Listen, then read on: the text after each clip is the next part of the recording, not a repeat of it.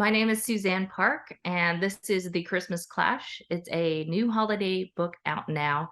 It's about two Asian American teenagers who are rivals who have to work together to save their local mall. And you are tuned into So Book and Cool.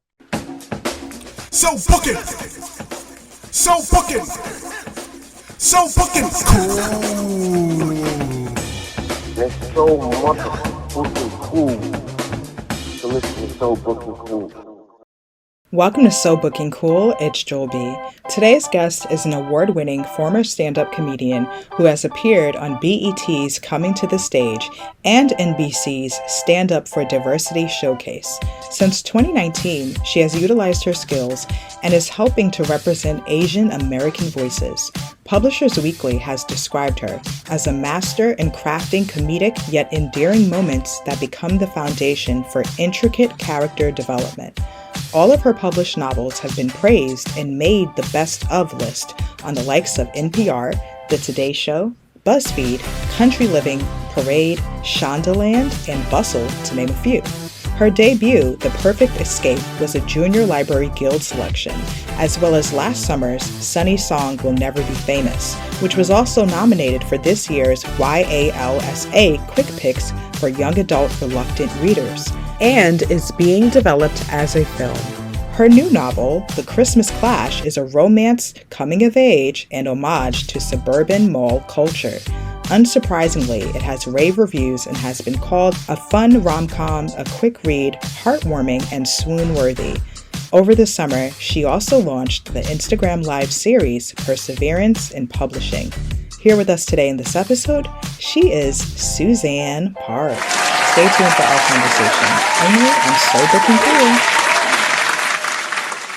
Cool. Okay, so Suzanne, you just had your first in-person book launch. What was it like, and how were you feeling leading up to that moment? I was not actually sure what to expect because I had so many emotions going into it.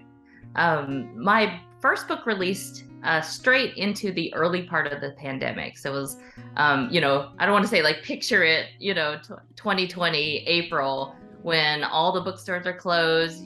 People are still like washing their groceries and leaving them outside. It's like that era. There's no toilet paper. It was at that time. And when people were buying my book, it was deprioritized on Amazon. It was just a weird time. And so I had a launch planned for that very same week. And that one, like maybe 2 weeks prior, we just said, it looks like this is not going to happen. We canceled it. And then fast forward to just last week, we had our launch at the exact same bookstore. I had the same restaurant next door bring over some snacks and things, and had all my family and friends there. And it was just like a really nice celebration. Although it was, 2 years later, it was still nice to have it, be surrounded by so much like love and support. And so I'm so glad I ended up having it because I was thinking maybe it doesn't matter. But it turned out it did matter. And I am really happy that it all came together and so many people came out to support me. That is wonderful. And this might seem like it's obvious, but tell us, Suzanne, why does it matter? There's a lot of people who over the last 2 years have messaged me or come up to me at conferences or just sent me DMs and saying why my book made a difference to them. Whether it's that it was finally a book that they could read from end to end because they were a reluctant reader, or they hadn't read a book in years and they were in the pandemic and they were trying to do something different. And my book was something that they actually could read. And so they weren't just watching Netflix, couch potato style for like 8 hours in one binge sitting. Like my book helped break up their time at home. And, you get that kind of person who actually doesn't read at all and somehow found my book and enjoyed my book and then started reading again, like they read when they were little and now they're reading as either a teenager or an adult. And those types of, those comments, just to hear that the book is touching people in different ways, in meaningful ways, is just fantastic. Because while my books are comedic, I love to hear that people are reading them and getting kind of they see that I'm entertaining them. But if you go down to different layers, there's actually, other social themes.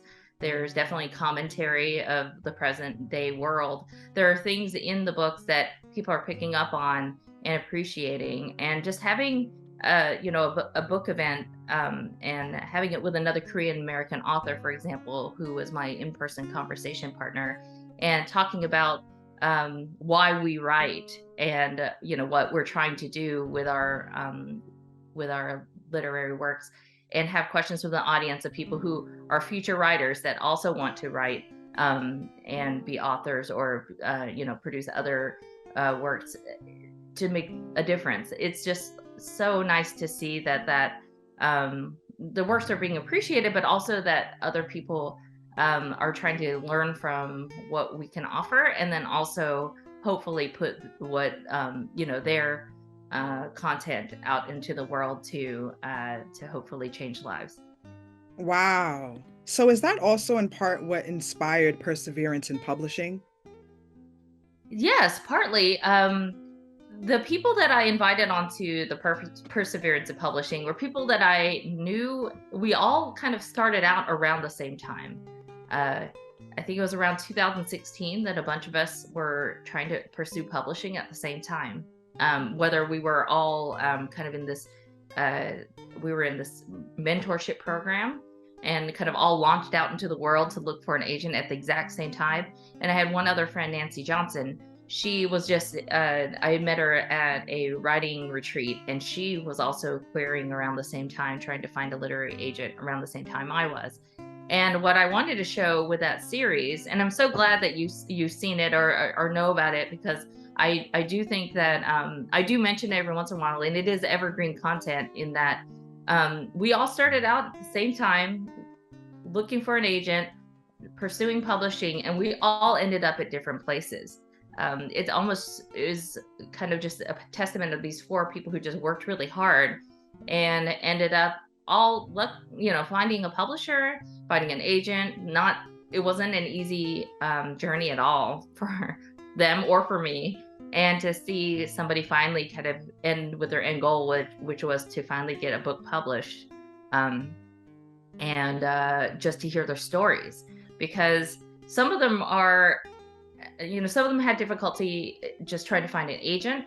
Other people had not as much hardship when it came to finding an agent, but then when it came to actually trying to sell a book, that's when they were finding difficulty. And so the journey's not always easy for everyone. And I know a lot of people say, like, oh, I wrote something and I just put it in a drawer. It didn't, like, nobody wanted it. But everyone that I interviewed had either published or tried to publish multiple things, or try to query with multiple works. And so I just wanted to show that, maybe it's not your first book that you write that is going to get you an agent or get you published.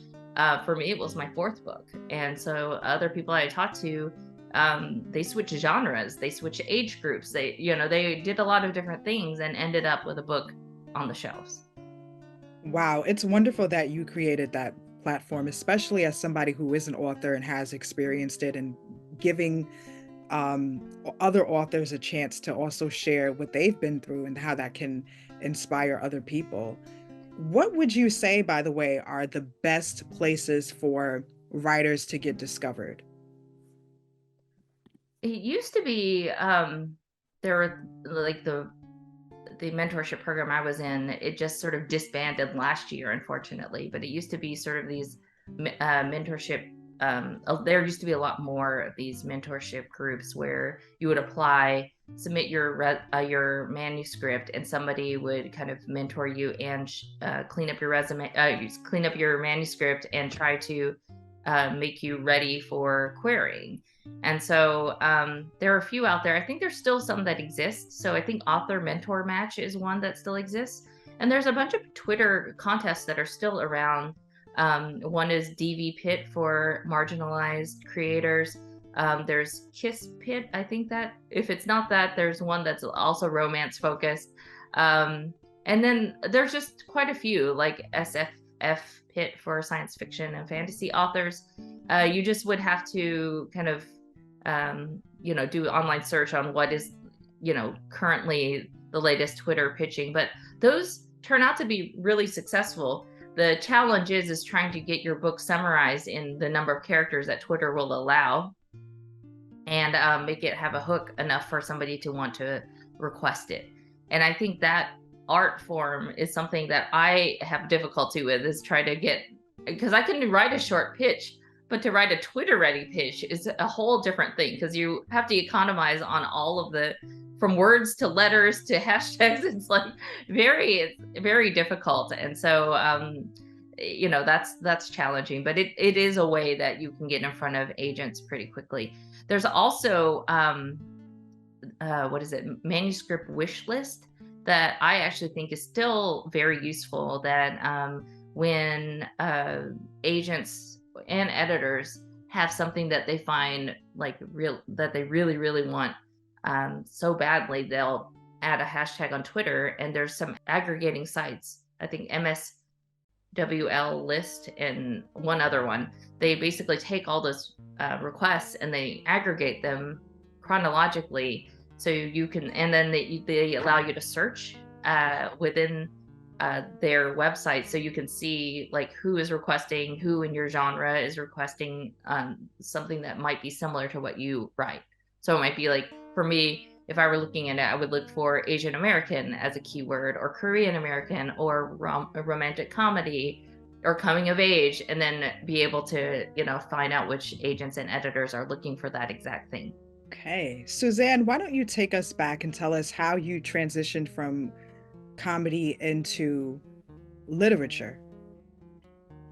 That journey was not, as I said before, my journey to publication is all windy and long, and I had multiple manuscripts put out there before I got anything sold. So my decision came from a few different kind of like angles. One was the fact that there's a point where I had a child, and you have to do a lot of planning when it comes to childcare if you want to go out for an evening. So just doing a stand-up set across town in LA, takes like an hour to get there.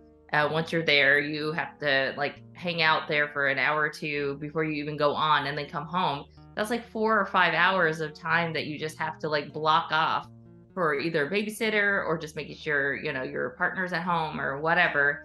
And it was just very time consuming just to even get like a 10 to 15 minute set on stage with all that planning.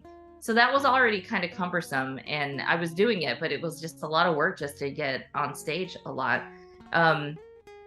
And then I was trying to remember why I'd gotten into stand-up in the first place. And originally I decided to do stand-up because I wanted to be a humor writer. And somehow I ended up doing stand-up. It's a long story, but it ended up being a way that I thought was a stepping stone. But I ended up just pursuing only stand-up and not really exploring outside of that, because I was having enough success where I was just moving up kind of in terms of time on stage. So when you start out, you do, a 5 to 7 minute set is what you're gearing up for. But by the time I was kind of exiting comedy, I was, just before headliner level. I could probably have done a headliner set, but it would have been, I personally don't like being on stage for like an hour, so where all eyes are on you. It's very hot up there. You have a lot of water to drink. I don't know. I'm just not comfortable for that long of time.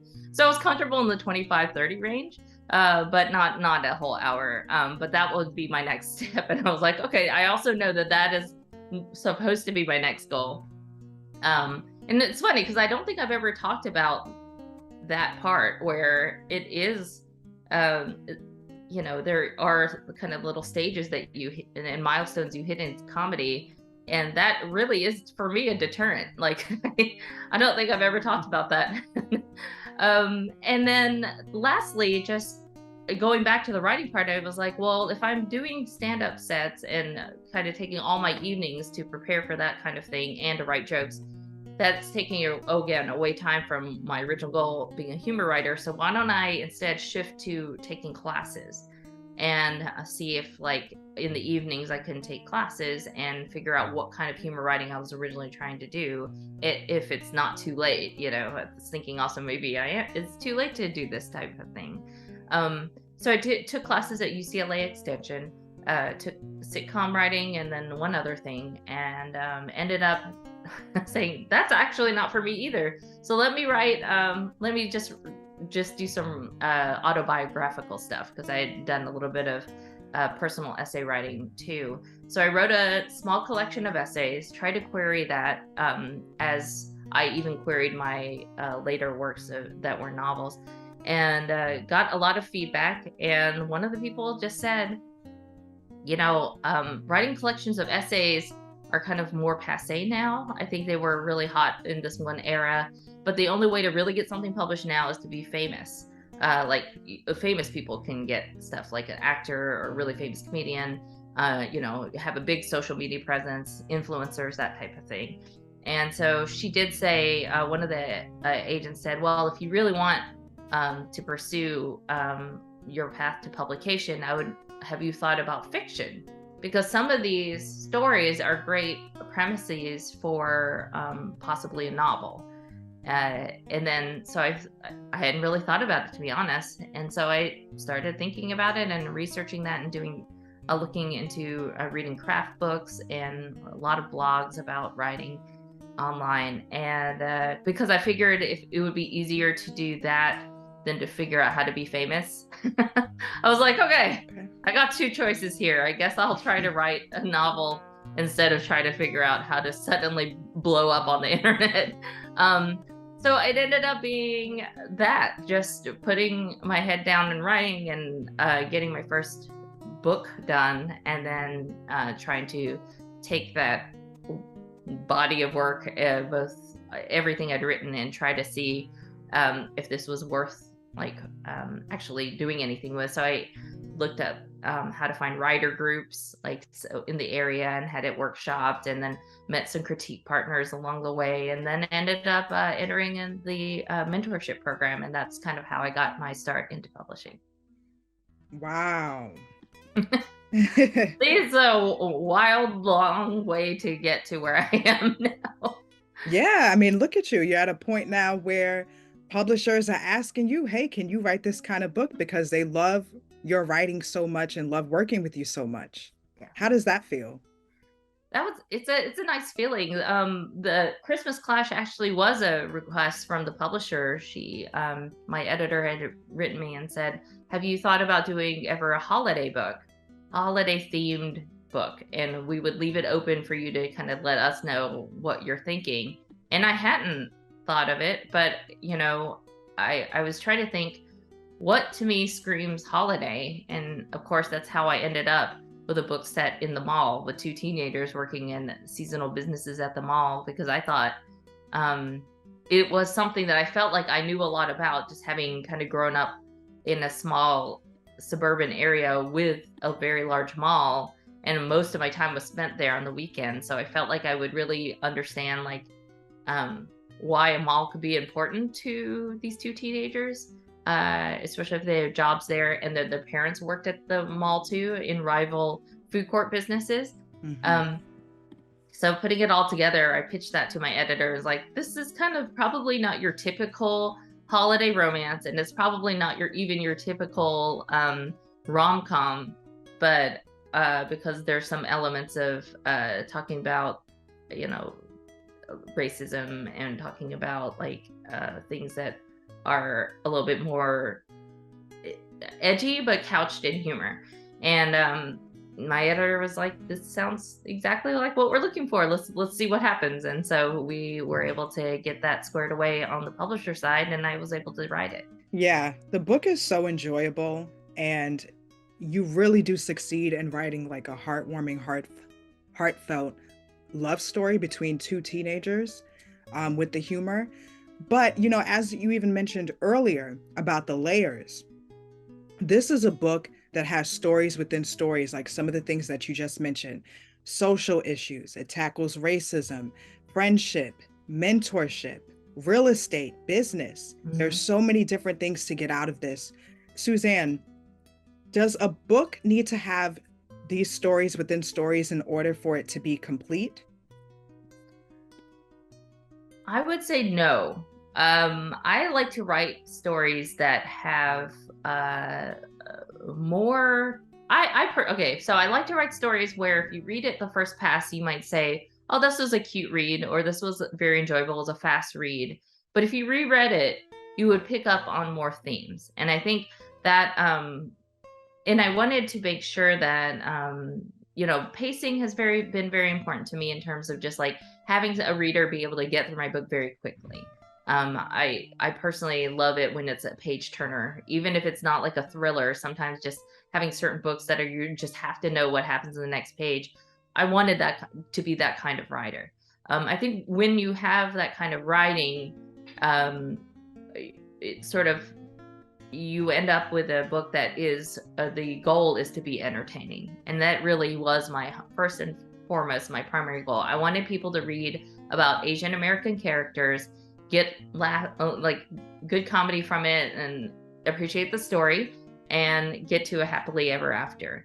Because I think that's very important to see marginalized characters have a happy ending, and if you do kind of go a little deeper and dig if you want to, you can see that there are themes, usually for me, about some sort of business challenge, some sort of home situation where there's some growth when it comes to family relationships. In this particular book, I wanted to talk about family secrets, which I'd never done. I went into the book going, I want to write about a family secret. I don't know what it is, but I really want to make sure that there's something different in this book.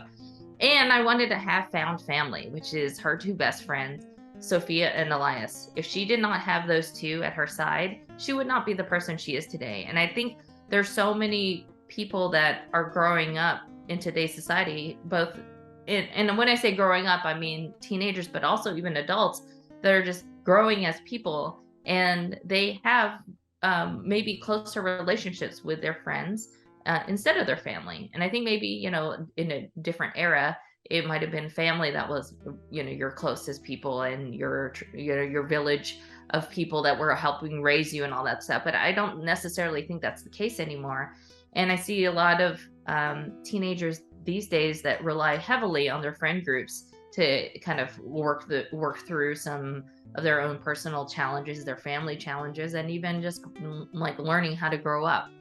And I thought that was important to show that she had a strong family base, but more importantly, the friendships that really mean a lot to her. And it's not just a taking relationship. They just all three work to help each other out, and they, are really rooting for each other. And it was a lot of fun to write those characters in. Definitely. You speak about the representation, which is so important. What was your experience with any books where you felt seen when you were young?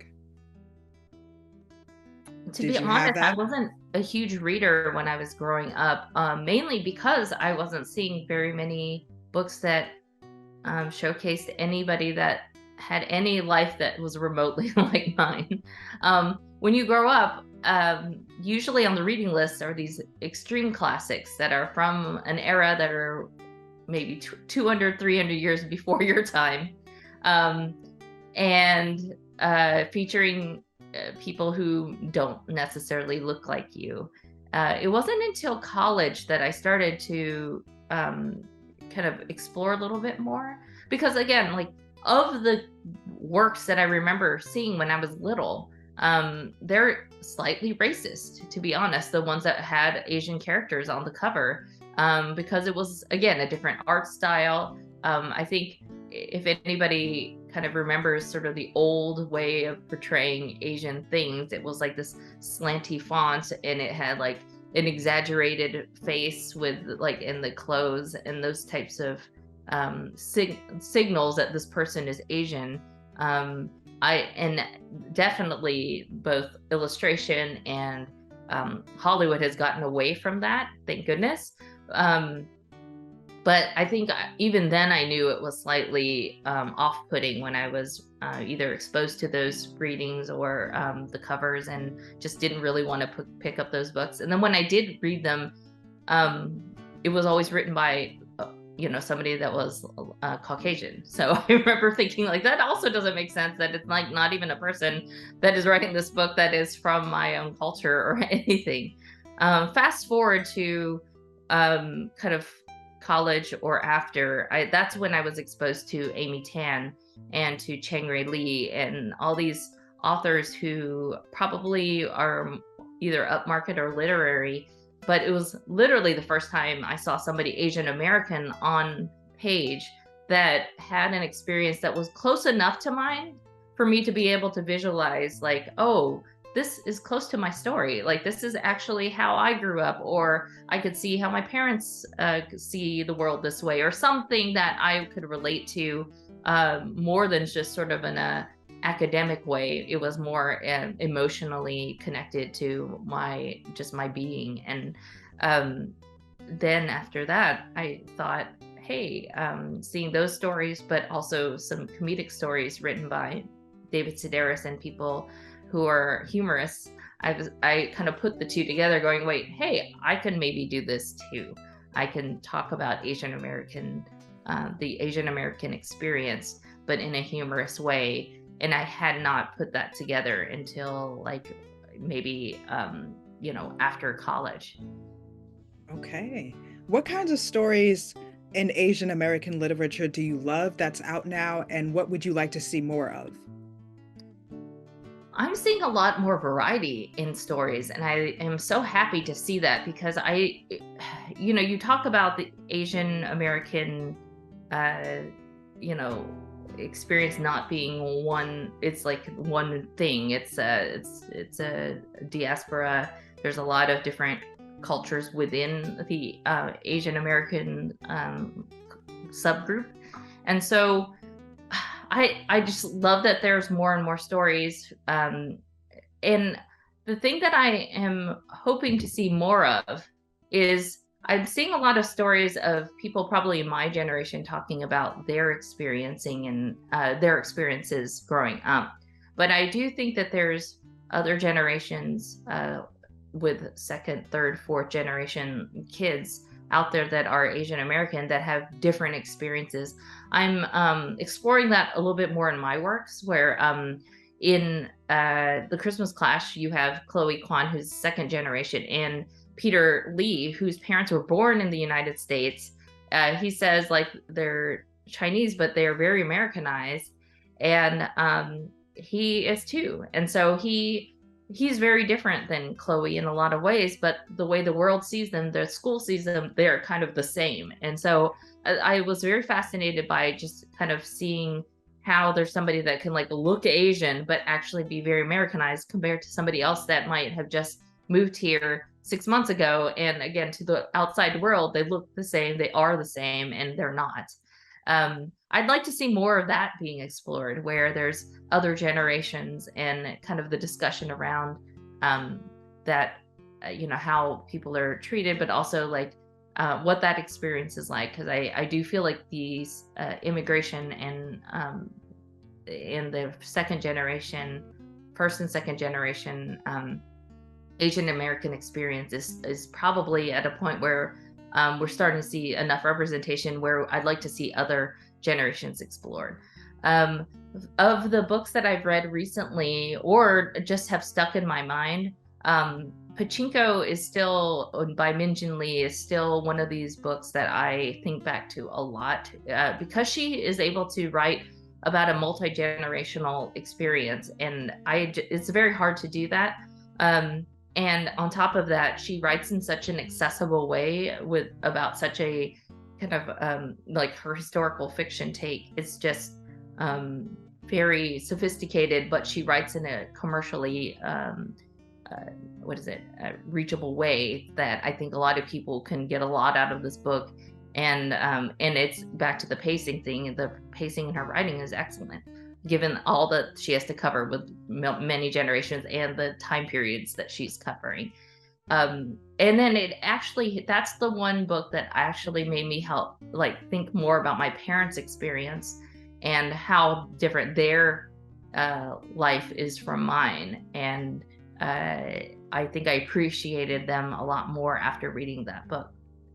There's other books too that I'm seeing written probably within the last year that I think also are good for kids to pick up that I recommend.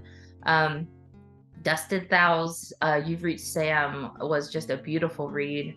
He's such a talented author. He's a debut author, but it was such an emotionally heart-wrenching read that it moved me in a way that I think books, especially young adult books, sometimes I read it just pretty quickly. And that one I just kind of savored and really wanted to read every word. And when I got to the end, I was like, oh my God, I think I'm about to cry. So I think it was one of those where I was like, oh, it reached something in my, inside of me. And then Stefan Lee, he writes K-pop books.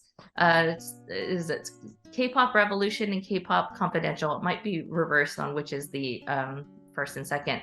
But his books his prose is just wonderful. And he tells a really good story. He actually got to interview and go to Korea and learn about how K-pop debut groups are formed and what they go through and then how they debut. So he used that experience as a journalist to write this book. It's fiction, but it is taking his experience and his knowledge and actually letting you see the behind the scenes.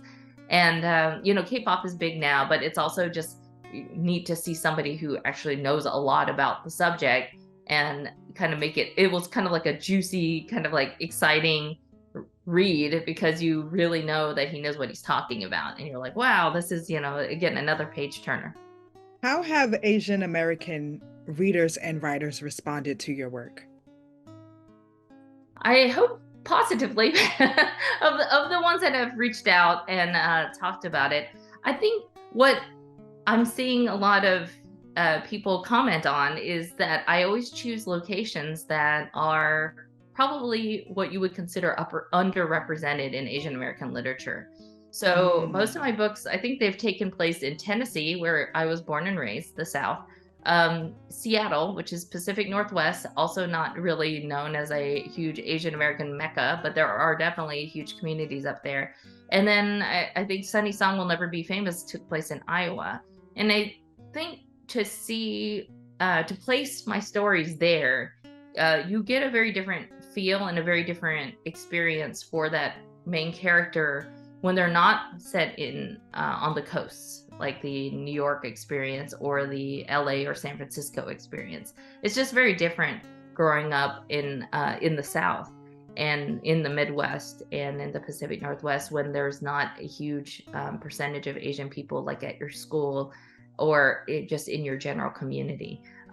You do hear, stories about like I was the only person at my school, but then, sometimes there's still like a lot of community, for example, maybe like you're surrounded by lots of aunties and uncles and you have a huge church community, something that like also kind of helps nourish your need for community. But sometimes some of these other communities, like you don't have that. So you're really relying on your own family, your close-knit nuclear family, or your close friends for community. And it might just be a different experience and a different way to navigate. I was thinking about a lot of the podcasts that I've listened to that are centered on Asian American stories. They talk about how their stories kind of center on feeling like an outsider and experiencing their school community and sort of their greater communities feeling like different and feeling othered. But I was thinking back to my own sort of upbringing, and I feel like I kind of took it a different way growing up, and maybe it was because I was in denial or something, but I always saw myself as a floater. Like I kind of popped in and out of different groups, possibly because of assimilation or possibly some other coping mechanism, but I would just float in and out of different friend groups. And that was sort of how I kind of still probably navigate through society as like not really connected to any one thing. And I also think that's part of like growing up in a sort of smaller Asian pockets in where I grew up in the South, and also spent some time in Seattle and experienced being Asian American in that geography too. I'm sure it feels wonderful to be able to represent, your people in your work. And how does it also feel when people of other backgrounds and ethnicities also respond well and enjoy your work too? How's that feel? I do have a lot of people who let me know that they learned a lot about Asian American families, Asian American food, cultural things, and I do appreciate those messages, and people who just let me know in person, like, oh, I really appreciated the mom in this book, or I really liked her family dynamics, or in Christmas Clash, there's a lot of commentary on the food, which is awesome. But also it's just like hearing people who got a lot out of the book that kind of went beyond just the race and beyond just culture, and just got something else from the book. This probably still is one of my favorite messages I've ever gotten. Sunny Song Will Never Be Famous is about a social media influencer teenager who ends up being shipped off to Iowa to go to a digital detox camp because one of her viral videos made it to the headmaster, and the headmaster's like, you are not coming back to the school unless you go to the digital detox camp. So she's gone there, and then the whole story is about her and her uncoupling from technology and prioritizing her life. It's not saying like get rid of technology altogether. It's just saying like, think about your life right now and what is important to you and what is not. And it's not this didactic, like heavy-handed message. It's just basically think about like what is meaningful, what are meaningful interactions to you, and prioritize those. You can do all the doom scrolling you want, but is that making you happy? Does something else make you happy? Like if posting videos genuinely makes you happy, go for it. But if it is like you're doing it because you hate it, but you need to do, maybe that's not exactly why you should be on social media. So a reader wrote me and said that she's a teenager who is a junior, I think, in high school. She read my book thinking it had a cute cover, finished it in one sitting, and decided that she was going to use her phone less and be outside more, which she is not an outdoorsy person. And then she joined the rugby team at her school, and now is on the varsity rugby team. And you're thinking, wow, a book did that. And I think, and she's not Korean American, she's not Asian American, but she read my book and got something from it. And I think that that's just as important as somebody connecting with the cultural aspects of the book. Just having this book, which is meant to do good for the world, hopefully, actually get something from the book that was meaningful to them. That's like the extra, frosting on the cake. All I wanted, again, is to have people read the book, enjoy it. And it is targeted to people who are either reluctant readers or just want a really fun, fast read that kind of competes against their Netflix or their games or something else that is probably, a fast-paced, kind of quick, bingeable, consumable thing. That's kind of who I'm trying to get to read more. And in your acknowledgements, you even say, I thought it was so sweet. You tell your readers that basically you said you feel like you have 5 stars already just from the people who took the time to read your book and those who enjoyed it. Yeah. Right. Yeah, I think it's fun to give little nods to people who make it through to the acknowledgements. There's a point where I think my editors are going to be like, okay, you need to cool it because you keep like having all these inside jokes, or just be like, hey, does anybody read this section? Or, whatever it is. But, giving acknowledgement to the reader for getting to that point and finishing it, or just, even somebody that reads it and offers a review or offers a rating, or just lets me know if they got anything from the book. Those are always just a wonderful means of feedback. But yeah, I just think the people who read in this day and age where there's so many things competing against reading, it's just nice to see people pick up a book and enjoy it. And I just hope that more readers find my books and are able to let me know if they enjoyed it, and keep writing for people who feel like they need to be represented. When it comes to the acknowledgements, because I also got to ask you this, Suzanne, are there drafts written? Usually it's a quick one. Well, acknowledgements and sort of sometimes certain books of mine have like this extra section at the back, like a discussion guide or something. I think those are my adult books. Those are toward the end of publication, meaning like as soon as you turned in your whole book, then the rest comes. So you write your book in the draft, and then what comes next is the dedication. If you're lucky, you already have dedicated it. You don't have to revise that, but it usually says to come, and then acknowledgements to come. And then that's this extra level of pressure. So when you turn in a book and they get their edits, you know that that's the next part you have to write. So there are drafts sometimes to the acknowledgements, but a lot of publishers don't really touch that section. They do some grammatical things, but they actually let you keep a lot of that as your own personal section, which I appreciate a lot. I thought some of the stuff like would be too silly to put in or whatever, but they were like, okay, fine, whatever. It's like the end of the book. Who cares? For all the authors out there, what writing techniques do you swear by? You know, I used to swear by some things and then they don't work for me anymore.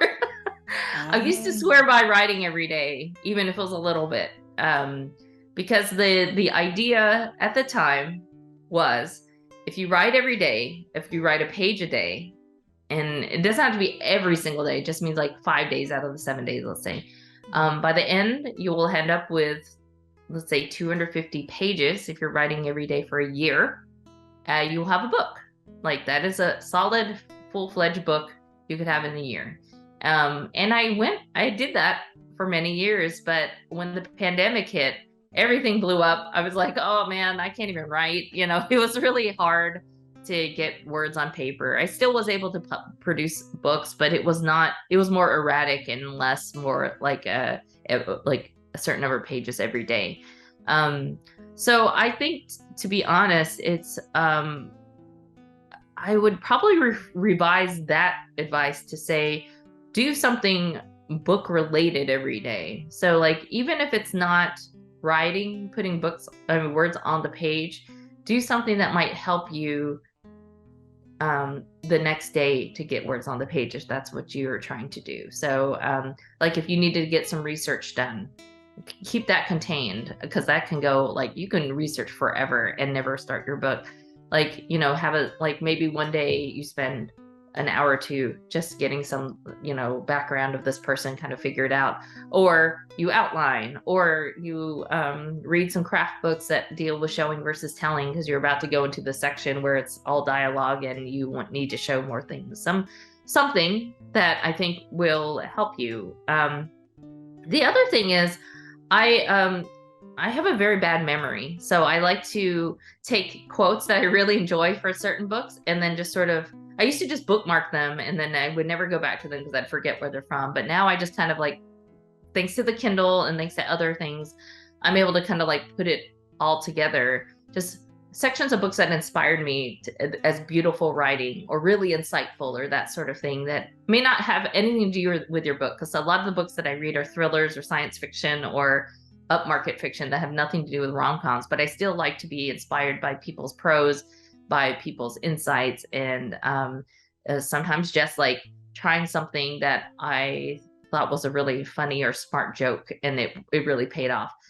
Sometimes I just have those as inspiration. So if I get really stuck, I just kind of read through it and I go, oh yeah, I remember why I picked that part or that section as something inspirational, and then I can just get my mind back into it. So there's just things you can do that are book or writing related every day that I think can get you to get the next few words on page the following day.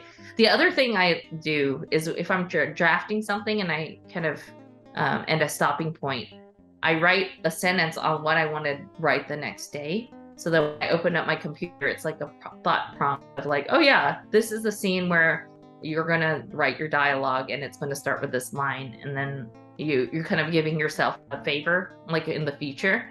That has helped me get more words on page, I think, because it's not like the blinking cursor and then you didn't remember what your next scene was supposed to be from the day or two before. That really helps. Ooh, okay, I love that. Yeah, it's like a little hint for you to, it's like, this is what you need to write next. I'm tired now, brain. My brain's all broken, but when I'm fresh and writing again, here's a little help, a little thing, hint of what you need to do next. It works. What was the hardest scene to write in the Christmas Clash, and how did you overcome it? The hardest thing to write in the Christmas Clash was probably the sections where I had to figure out how to unravel the family secret that's in there, because I've never done that before. Just had some sort of underlying reason why these two families are rivals, and know from the start what I wanted to do, and then I never had something kind of figure out how to unfold it, like almost like a mystery. So it's something that I've never done before. And my editor really helped me shape that, because I kind of dropped it either. I don't know if I did it too early or too late. It was like, boom, there it is. And then she's like, no, actually, you need to like add breadcrumbs and kind of hint at it and have them, a little bit more struggle of like trying to get that information out. And I was like, oh, that's how you do it. So I worked with her, and it didn't take that long to actually figure out how to incorporate it. But because I didn't know, and I just put it as like a placeholder at the beginning, she's like, no, this isn't going to work. That was good because I figured out how to put it on. But then when we ended up switching some scenes around, it made that have to move, and then we had to like kind of reflow everything again. And so it still had to unfold in a logical way, but it still had to be kind of a surprise for the reader as well. And when you switch scenes around, sometimes it just jumbles things up and chronologically. So I had to like reweave that back through, and that was hard. But I think it turned out nicely of like how the story unfolds. You learn both of the family stories, but you also learn like they're trying to save them all together. And then you find out like where all the baggage is from. And I think that makes sense on like why it was revealed when it was. And it has such a cinematic feel to it. You know how usually with film and television adaptations, there are usually some changes from the book. What is something that you absolutely would not want to be changed? I would not want the two families and their one being Korean American, one being Chinese American change, because I think it's important to have, in this book, I really wanted to have two different Asian American cultures represented. I also love that they're food court rivals. There's something very funny about them being in a mall food court that is nostalgic for some, but also just very relatable for many. And then throwing this rivalry in where it's very clear on why just a Chinese and a Korean restaurant in the same food court would be competing. It's pretty, like, you feel that like already tension, and then to have the families already hate each other, and it may be beyond that. It's like, it was just, I think it's very important to have that kind of set up so that you understand where Chloe and Peter are coming from. So I would say just like that setup, I would really want to keep. I definitely think that I like Chloe and Peter being very different as people. I think you can tell from their voices and also their interests that they're very different. And I also found that very important to me to showcase, because I think there's a lot of stereotypes still floating out there about what Asian Americans are like and what they do love and what they don't. And I think Chloe and Peter are very different, but they're not exactly the cookie cutter model of what an Asian American looks like in like what's perceived to be that. So I think that would be very important to also have. Okay. And on that note, Suzanne Park. Suzanne Park, thank you so much for talking to So Booking Cool today. Loved speaking with you and would love to do so again in the future. Let everyone know how they can keep up with you and get the Christmas Clash. Well, thank you so much for having me. This was so much fun to do today. I would probably best be found on my own website that I just revamped completely. So it's like nice to have people. I'd love to have there. It's SuzannePark.com. I'm most active socially on Instagram. And if you follow my account, it's Suzanne Park. It's actually my stories that I do more funny things. I think the other stuff is more pictures and, book related things, but I do more snippets from my actual life in the stories, and I have more engagement there where it's like stuff I don't want my mom to see because my parents follow me too. But in there, I'm like either making fun of something or like some ridiculous thing happens, like, in day-to-day life. And I think probably the closest to what I would say my stand-up is more in my stories. Twitter too, a little bit, but Twitter, I'm just not present enough for it to be consistent. But that's also at Suzanne Park. And TikTok too, right? Oh yes, I started being back on TikTok. I had my first viral video.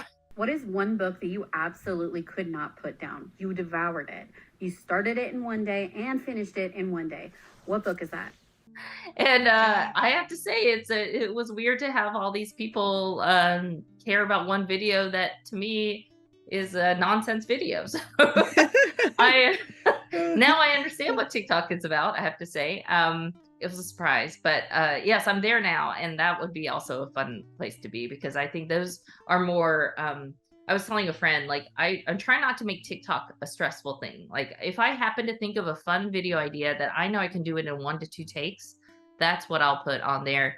But that's not saying it's that type of effort means it's not like exactly what it needs to be. Like there's no fanfare or whatever, but it's also exactly what this contained thing needs to be. So the thing that went viral, I'm not even surprised. And it took me maybe 10 seconds to figure out how to do it, and then one take. And so that's, now that I know that can work, I'll probably be doing more on TikTok because I'm just more, I know that is something that people don't mind, like just kind of a quick idea.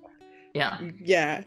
There you go, Suzanne. I'm just laughing because one of them, you pointed out how I can't really remember the platform, but for the Christmas Clash, they had these like comparative titles. And it's like, no, those books are more like mysteries and thrillers. Oh, yeah. Yeah, that was hilarious. That one, yes, it's the one on NetGalley. It's like an early reader platform, and everyone that liked these like horror or mystery books also liked my book. It was like this lookalikes thing, and I was like, usually it's like rom-coms and young adult books, and then you all also like Christmas Clash, but it was whatever reason the types of readers that were picking up Christmas Clash early and liking it were also liking these other things. And I was like, I just want to set the record straight that my book has no stabbing, no blood. Like it was a strange thing, but I've never seen that before. But yeah, I'm glad you appreciated that because that was also fun to talk about. I did. I love that you addressed that. And I think it's also so cool that, there are different kinds of readers out there who would still enjoy it. So that's wonderful. And by the way, you do have the do-over coming next year. Yes, I'm very excited about that one. That one is a book that came out of a nightmare. I had this dream where I just would wake up one day and it would be time for final exams, and I would have realized that I'd never taken the class before. And, I had to take the exam in like an hour, and I have that dream every few years, but for whatever reason during the pandemic it was happening a lot more. And so that just gave me an idea for a book, and I pitched it to my editor, and she said, okay, let's see some pages on how that would unfold. And it all came together really nicely. For the first time ever, I've written a dual timeline like book. It's probably more about flashbacks of today and now, but the concept is Korean American woman who is applying to jobs, and she finds out during the background check process, after she is like, wild success in all her interviews, that she didn't actually graduate from college. So she has to go back to college 10 years later and relive her senior year with a bunch of 22-year-olds, and she's 32. And she finds out when she's there that her ex-boyfriend boyfriend from college is her TA. And I was basically like, look at how can I make this life of this person miserable? And I just kept piling on all the things to make her life terrible. But that was a really fun one to write. I have to say that one was probably a little bit different than everything else I've written. It's comedic. It deals with college life, so I actually spent some time researching campuses and going on campus and seeing what campus life is like exactly in today's society. Watched a lot of TikToks about college life, and ended up actually having more serious moments, but also very funny moments. So it's a book that has a little bit of both in it. I can't wait to read that. I can't Thank wait. you. Yeah, and Suzanne, I love that you just keep coming with the books. Do not stop. Keep going. That's right. Thank you. I hope I can keep going. Let's hope that publishers agree. But I do love writing, so I think that if I can keep doing this forever, I would definitely keep going. And we'll be on the screen. Your stuff will be on the screens one day, for sure. Great. Hopefully, yes. Keep your fingers crossed. Mm-hmm. Thank you again, Suzanne, and thank you to all the viewers, listeners. Until next time, so booking cool.